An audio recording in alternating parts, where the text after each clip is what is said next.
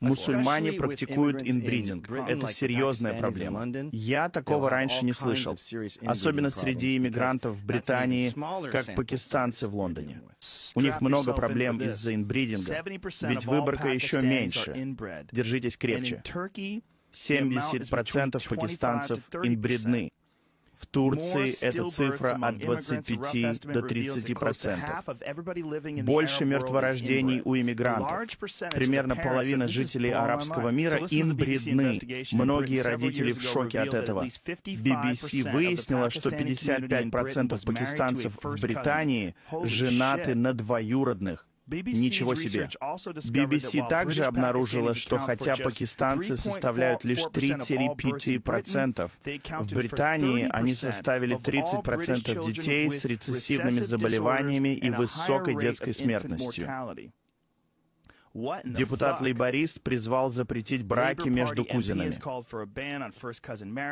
Медицина показывает, инбридинг на 100% повышает риск мертворождения. Ого. Это безумие. Читал, что у инбредных людей часто ярость, фанатизм.